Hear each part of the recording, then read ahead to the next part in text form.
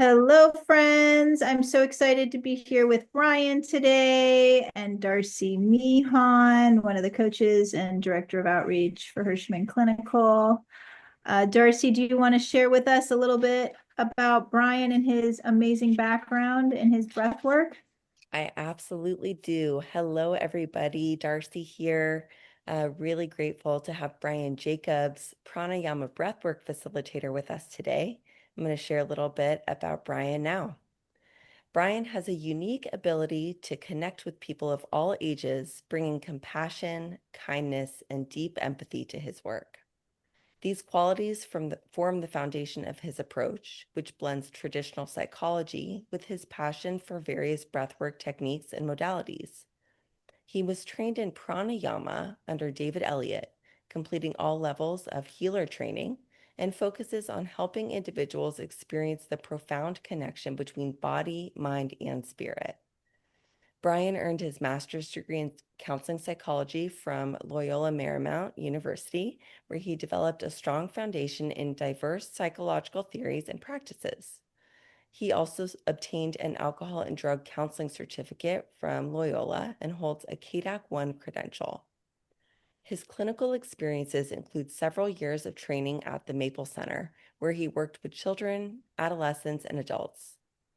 Additionally, Brian has volunteered at UCLA's Neuropsychiatric Institute, working with children diagnosed with schizophrenia in a physical therapy setting. Brian also spent several years counseling high school adolescents at Vista Del Mar. Currently, Brian facilitates breathwork groups in mental health and addiction recovery settings while maintaining a private practice. And I am so grateful to be part of this conversation and learn more about you and how to access the power of our breath. So thank you for being here, and I'm going to hand it back over. Yeah. All right. Well, it's actually been really great to get connected to you from someone else we interviewed on the podcast. I believe it was Dr. Eva Altabelli. Yeah, Yeah. I think it was her that connected us. Anyway, um, well, thank you for being with us. I was lucky enough to have had a breath session with you, and it was lovely. I felt so much calmer, and I've actually been utilizing some of the tools you gave me, and I'm noticing like I just feel better in the day when I can take those fuller breaths. So anyway, before we get going, why don't we talk? Well, I'm just super curious, and I know the audience is too, how you got started in this line of work. Like, what made you think, like, I'm going to be a breath coach? I'm going to teach people how Right. to breathe. Right. Well, thank you. I'm honored and very grateful to be here with both of you today. I There's that saying, when the student's ready, the teacher appears. And so I happen to be at a crossroads in my life and was seeking a lot of change primarily from the inside. I was in a place where I I knew I needed something that was very integrative, something that could help me to process a lot of the unprocessed trauma, memories, feelings, emotions that were there, but I didn't know how to access. And so I was basically invited to attend a breathwork session from an old friend, having no idea what I was going to experience. I was intrigued, and I had one of the deepest cathartic experiences in my life. And I knew from just in a very short period of time, just how powerful, how accessible, how deep, and how freeing the breath could be. And honestly, I started to see images of myself doing this, and I had this feeling that I really wanted to learn as much as I could about the breath and be able to share this work with others that were in a place of needing something to assist them that they could do. The breath is always there. It's it's free. It's something that we thankfully it happens both voluntary and involuntary, and most of us forget about it. And the breath in any mindful practice, what seems to be very relevant is to find an anchor. And for me, the breath became my anchor. And so I just I sorted out the teacher who I found out was the teacher's teacher, named David Elliott, who had been teaching others about pranayama breathwork for the past 30 years. And so I studied with him and I continue to study. It's been 8 years. And it just becomes deeper and deeper. And what I really love about the breath is that it's something anybody can do. But everybody has a different relationship with their breath. Some don't even know that they have a relationship with the breath. And so what I try to do is develop more connection, more awareness of the breath, which can be used in so many ways. A lot of the clients that I work with are seeking internal regulation. Some are looking for, I think all of them are looking for deep interconnection. And some people are really afraid to connect with their breath based on their own life experiences. And so there's such a range of different breathing techniques that are available and accessible.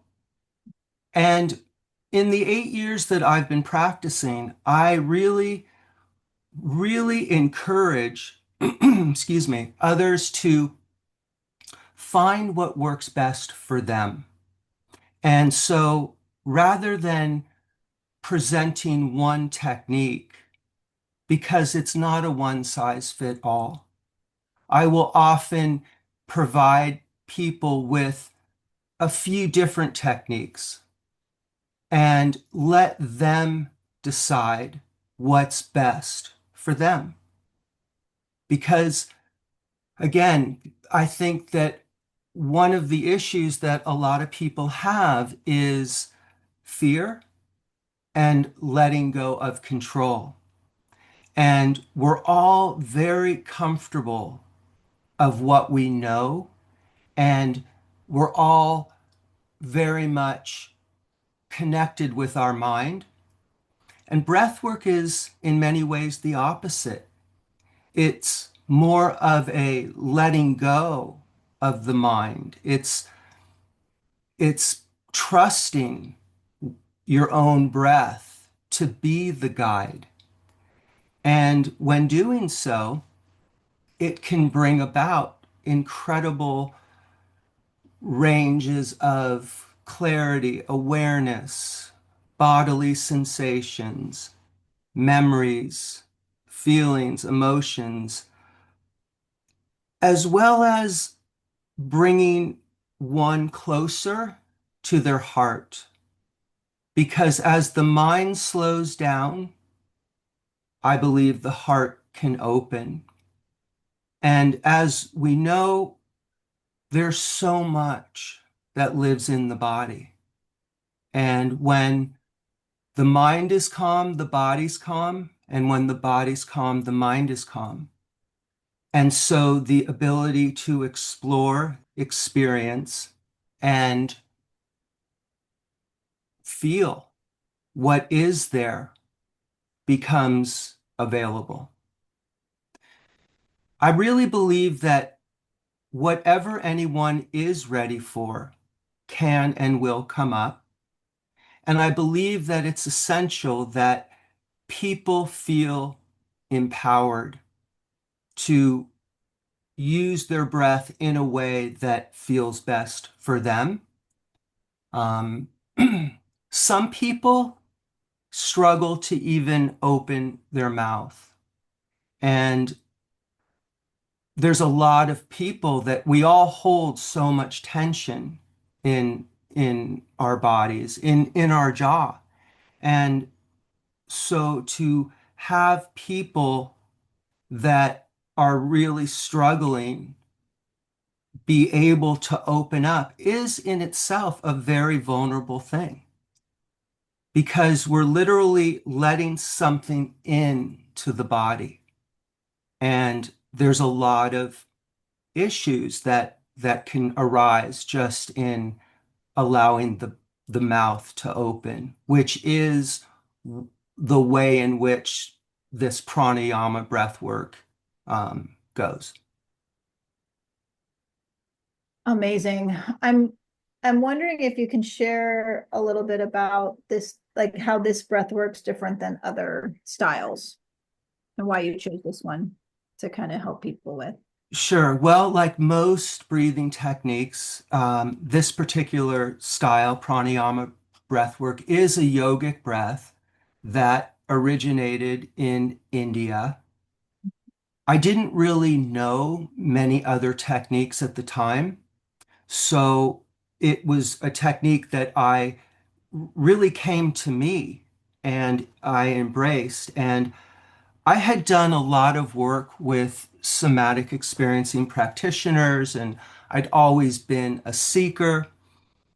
And from the time I was 8 years old, and insight and awareness are one thing, but connection um, and combining connection with action was something that was really missing for me in my life in all the years of the work I was doing. And so the breath was a way to bring and integrate for me the feelings of the body and the thoughts of the mind, which then led me to figure some things out in my life that I um, needed to let go of, as well as become more uh, involved with. And it led me to being a teacher and facilitator and to go bring this work to people that are um,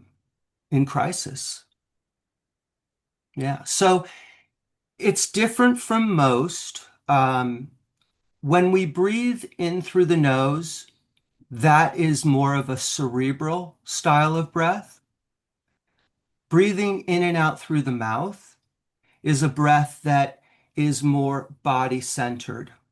And so this particular breath, yes, is a way to really elevate the levels of both oxygen and CO2 in the body, which has a really powerful effect on one's presence.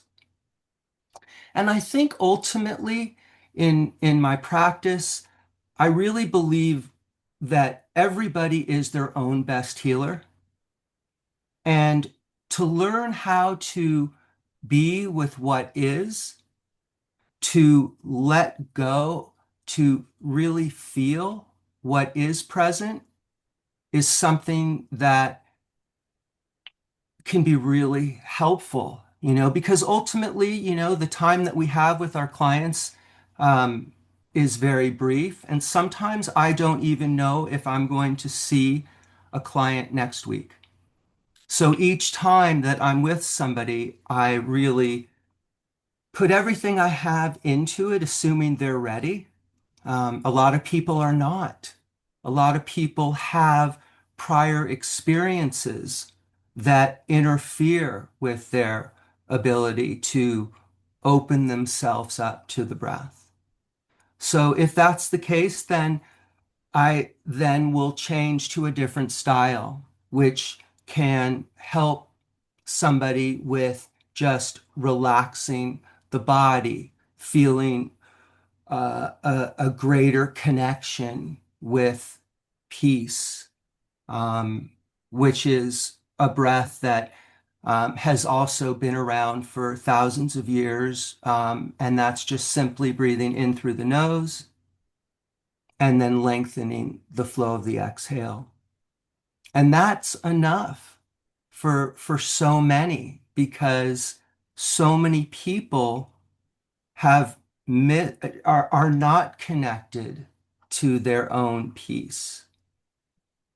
And so I like you probably all, I go where people are at and give them the option to decide where they want to go. Have you noticed that you work better with certain people than others? Is there anybody that you don't think would be great to work with? Well, I think that the people that are willing and open are the easiest. And that's in the group of people I work with, um, it's rare.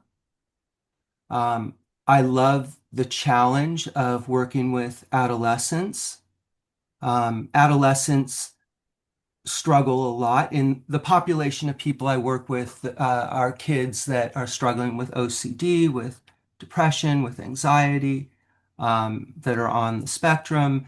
And so it's very challenging to have them be receptive to their breath.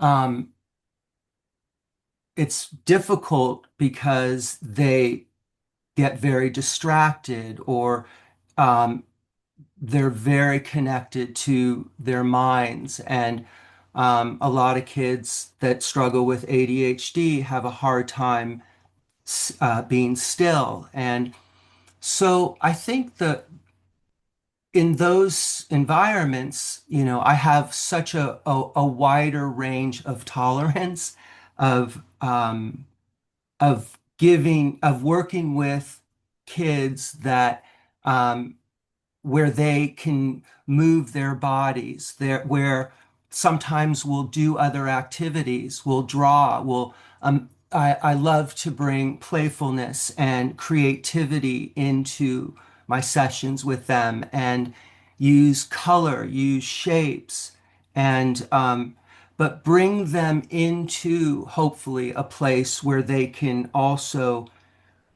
uh, be aware of their breath. Because oftentimes the way that we breathe is a reflection of how we feel. And the breath can be very informative of people. And to help people develop their ability of where they place their awareness can be very empowering because as we know, when the intrusive thoughts come in, the challenges of um, just not being able to stay still, just the thoughts are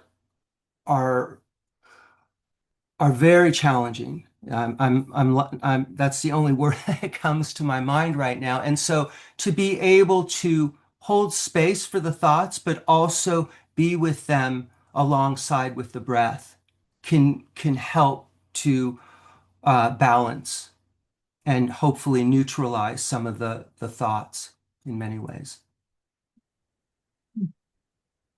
Um, if we, I have a couple clients in mind, how would you want me to describe what a initial session would look like with you? Yeah, so I always like to hear from clients. I'd love just to connect. I think what is most important is establishing, like in all therapeutic modalities, a sense of connection, trust.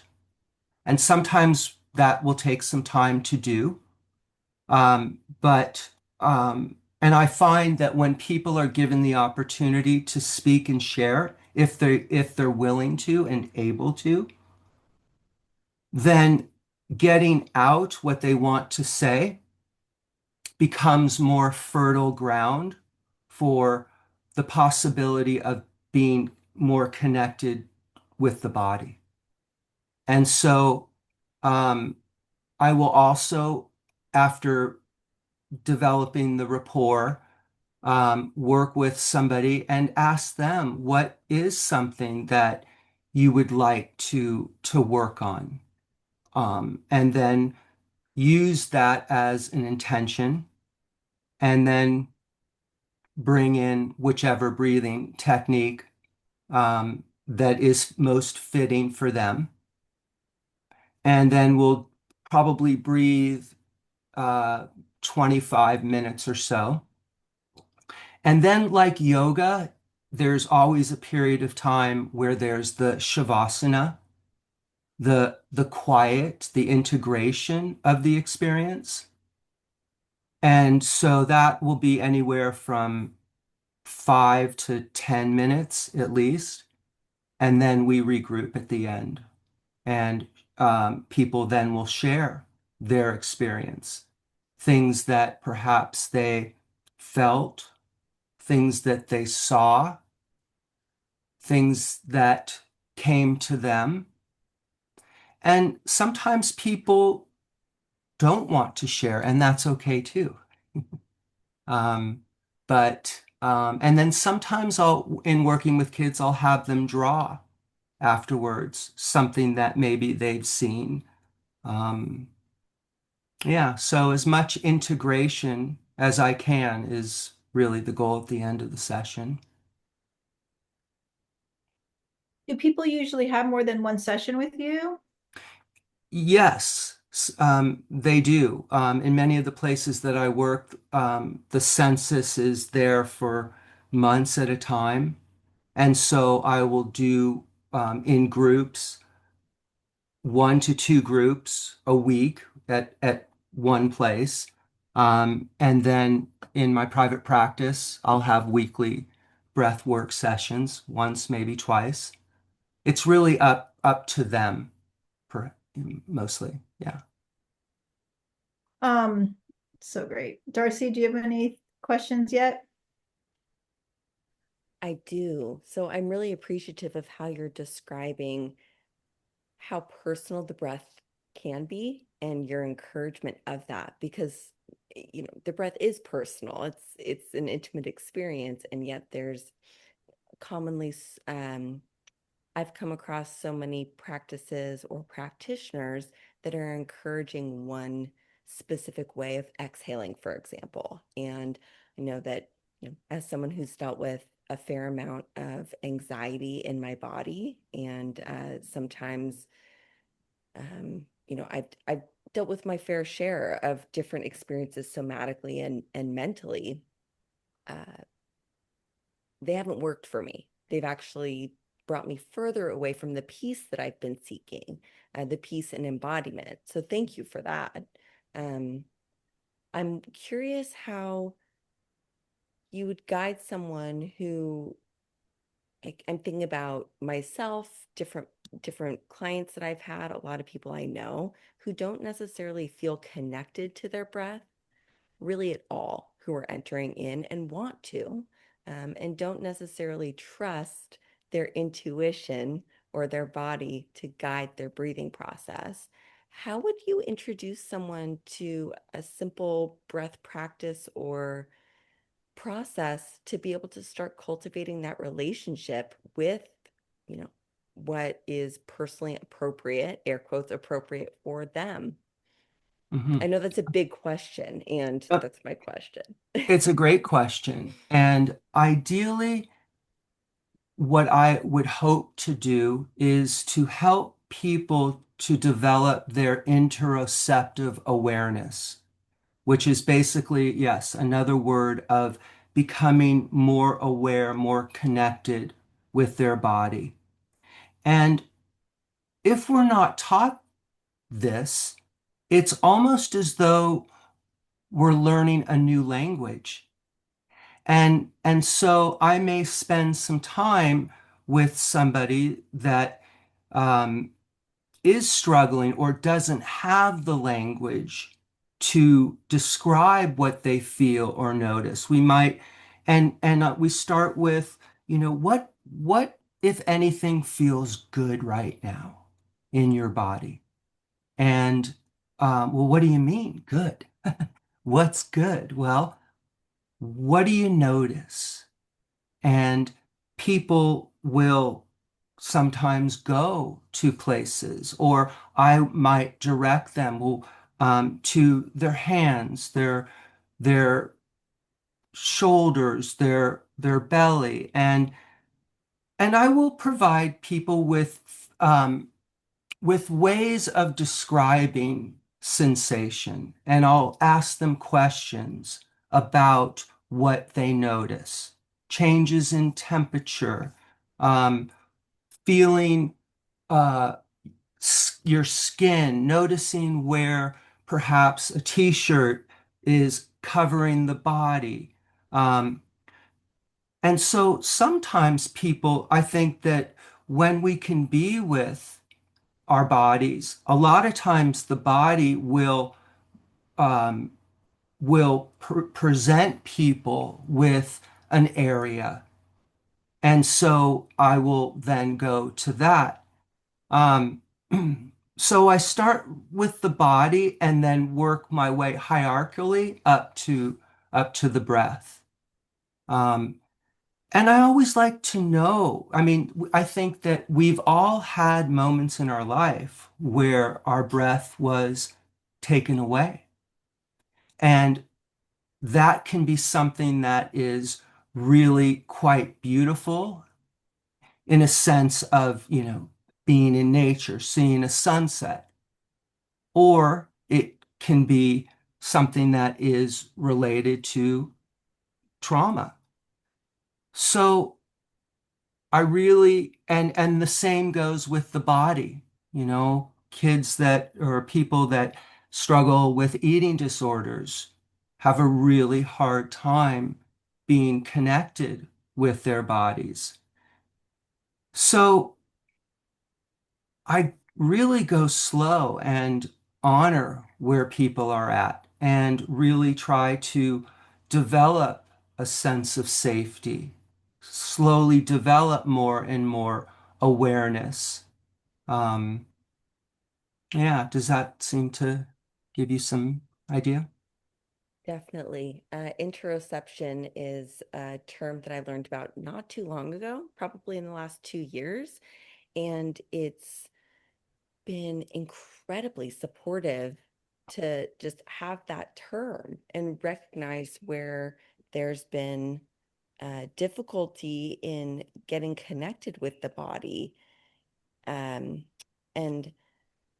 it's actually been one of the keys in helping me touch in on some of the specifics around my own breath practice, um, which I find the simpler, the more efficient. So pranayama is something I'm familiar with, and at least, you know, I know it's a world to enter in, like anything. And it's very approachable. And I imagine that having someone who's coaching and mentoring like you, in cultivating a more personal connection with the breath, could be really life-changing, especially when there's challenge or intimidation already at entering in. So what you're Yes. doing is really important. Thank you. Thank you. I like to, I see the breath as like a best friend. The breath is something that's always there. And it's the connection with the breath, ideally, and the remembrance of it can be really supportive, can be very nurturing. It can help us to connect with the parts of ourself that can foster a sense of resource, of inner strength. And what I really love is when a client may come in feeling one way, and in the course of doing some breath work, they don't feel depressed or I'm so calm. And when people have those experiences, it's a reminder that maybe I'm not going to be this way all the time. And so it's it's an ex it's an experience that is undeniable, really. And I feel that the more that we practice, the more awareness of it, the more that it can become a part of a person's life and a way of life. And I think in so many ways too, there's so much that we need to unlearn as well as learn. And I think that the breath can really accomplish both. Yeah. Um, this is so inspiring. I know there's just going to be so many people. It's just such a missing element, just to be able to really get in touch. It's a mindfulness technique, right? It's something we ignore. Um, and so when we can get in tune, it just can really create those shifts, whether it's the reduction in anxiety or some kind of insight, or it's Yeah, it's it's a practice. Oh, I'm sorry, Michelle. It's a practice ultimately of self-love, of learning to be with what is. It's a practice of surrender. It's a practice of trusting something other than what seems to be so familiar. Um, because we all know what we know, and we all have a relationship with fear, with control. And so the breath in many ways can really help to foster a different relationship with fear, with trust, with acceptance, and really with connection to the heart. I think in so many ways, healing can be summarized in two words, and those words are self-love. And the more we can have that or have experiences of being able to be with the different parts of ourself, the the greater connection we have with accepting who we are. And sometimes the experiences, it's different every time. Sometimes breath work can be very gritty. Sometimes it can be really intense. And so we titrate, we go with what is comfortable or going to a place that may be slightly out of someone's comfort zone, but not to a place of overwhelm. And and so it's it's a two-way street. I can't do what I do unless the other person is also willing. right. The willingness is crucial. Yeah. Hmm. Yeah. Brian, are you open to either share a maybe personal experience or someone that you've had been able to collaborate with and work with and guide around either maybe a simple shift or a more significant transformation that's occurred? I'd love to hear how this is how this has personally affected either you or a client. Yeah. Um,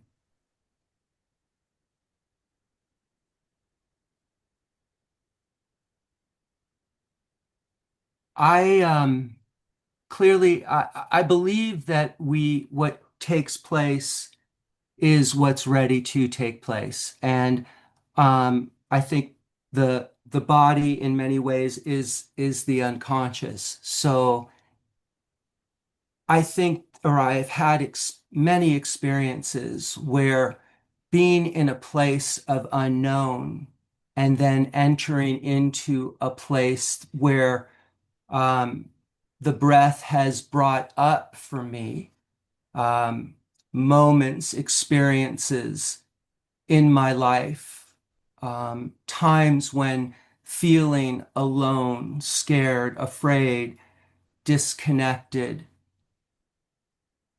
These experiences have been shown to me, and I've been able to work through these experiences through letting the feelings of these experiences come up and out. And so what's really beautiful is that this work it it's not a process of re-traumatization.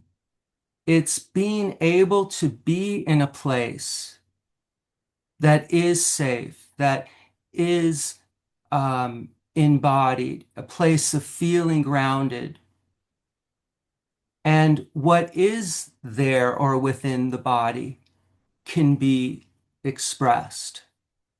Um, there's never been a time where um, I've cried and haven't felt better, and so um, and I've seen that time and time again with others, because everybody is at their own place. They're at their own stage of connection, and the breath will bring to a person whatever it is that is is ready. Yeah. Right on. Well, Thank you. this is beautiful. Yeah, thank you. Did you have something else, Darcy? No, just thank you. It's the accessibility of that is it's really encouraging. It's like my shoulders drop. It's like, oh, I could do that, like reaching peak experiences is what you know, I know I had many assumptions about breath work and I didn't realize I had them, that breath work has to be this really intensive experience that's either going to, it's going to require a lot of me or it's going to be unreachable again. It's almost like a psychedelic experience. I just heard of many things, or somewhere in my mind is like, no, I just get to like soften into my breath and feel centered in myself. And that really is a pretty incredible experience that is sustainable. So the sustainability of this approach and how you're describing it, I know is going to serve a lot of people. So thanks for being here. Oh, thank you for having me. Loved being here with you both. Yeah, thank you so much. I appreciate you. And we're looking forward to getting this out there and on the Creative Healing podcast. So appreciate you, Brian.